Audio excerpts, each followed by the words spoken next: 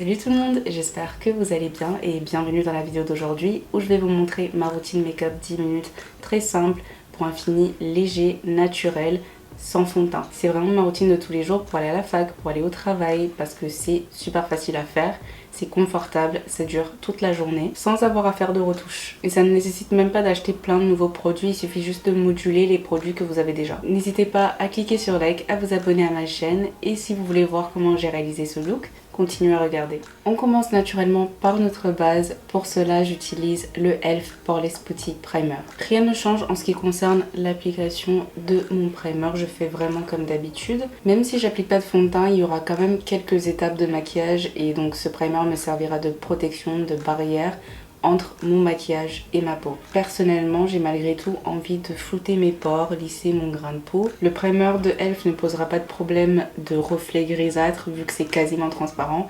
Je trouve quand même que c'est légèrement grisâtre mais ça ne se voit pas trop. Alors je n'utilise plus le sérum de NYX en tant qu'anti-cerne mais plutôt en tant que fond de teint. J'ai une abonnée qui m'a conseillé ça, j'ai essayé et j'ai adoré. La teinte Deep Golden n'est pas trop claire, ça ressemble quasiment à la couleur de ma peau. Je l'utilise sur des points spécifiques pour rendre mon visage uniforme. Alors très rapidement le matin, je l'applique sur un pinceau. Et les points stratégiques dont je vous parle sont donc autour de mon menton et autour de mes cernes. Je fais vraiment tout ça avec une seule pompe, j'en rajoute pas plus.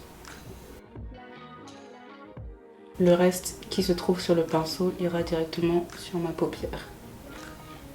Et maintenant je vais vous demander de vous mettre en contexte avec moi. C'est le matin, je me prépare pour aller à la fac, je me prépare pour aller à mon alternance.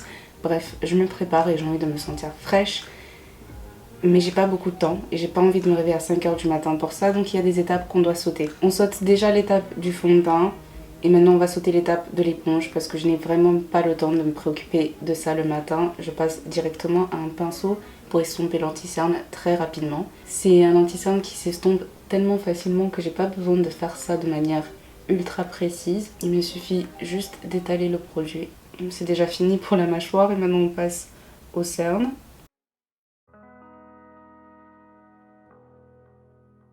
Et voilà, je peux déjà vous montrer un peu l'avant et après, même si j'ai un peu d'anti-cerne ici. J'aurais bien aimé qu'il n'y ait rien de ce côté pour qu'on puisse faire une comparaison. C'est une toute légère différence, mais pour moi ça fait toute la différence. Je fais exactement la même chose de l'autre côté, on estompe juste vite fait. Et voilà, en temps réel, c'est déjà terminé. Il s'agit quand même d'un anti-cerne hydratant qui risque de bouger, donc on va venir fixer tout ça avec la poudre de la marque Laura Mercier dans la teinte Translucent Honey. Pareil, on n'a pas besoin d'éponge, on passe directement au pinceau. Le premier que j'ai utilisé, le 110 Face Shape de la marque Jessup, c'est une marque de pinceau que j'avais trouvé sur Amazon. Je les trouve super. Et le deuxième pinceau est de la même marque, c'est le 105 Luxe Highlight. On prend juste un petit peu de poudre et on passe rapidement sur les points où j'ai appliqué de l'anti-cerne et je repasse sur mon front même si j'ai pas mis de l'anti-cerne parce que je brille énormément du front. Et n'oublions pas les paupières. On continue avec le teint. En temps normal, c'est plutôt à cette étape que j'aurais fait mes sourcils, mais cette fois ça va attendre la fin, je vous expliquerai pourquoi après. Mais pour l'instant, on va prendre notre poudre fixatrice de la marque Charlotte Tilbury dans la teinte numéro 4. Avec cette poudre, je fixe le reste de mon teint, donc partout où je n'ai pas appliqué l'anti-cerne, où je n'ai pas appliqué la poudre Laura Mercier. Je fais ça pour atténuer la différence entre les parties de mon visage qui ont été préalablement fixées et le reste de mon teint, parce que sinon c'est...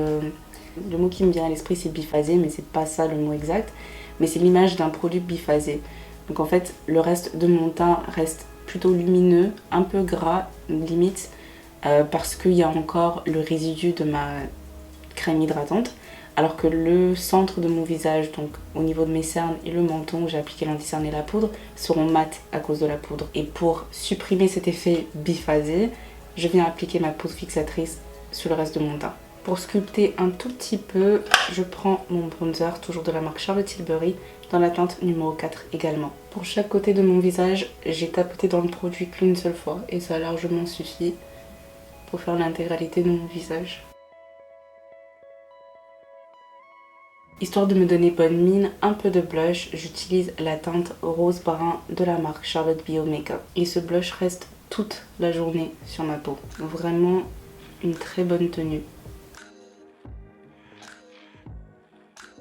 C'est très pigmenté, donc je tapote une seule fois, histoire de juste rendre mes joues légèrement plus rouges. What?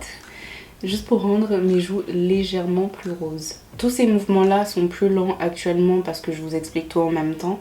Mais vraiment, quand je fais ça le matin, c'est je me maquille sans réfléchir. Chaque étape se fait en 2-3 mouvements et paf, j'ai fini. Je peux maintenant fixer mon teint avec la brume fixatrice à la noix de coco de la marque Elf.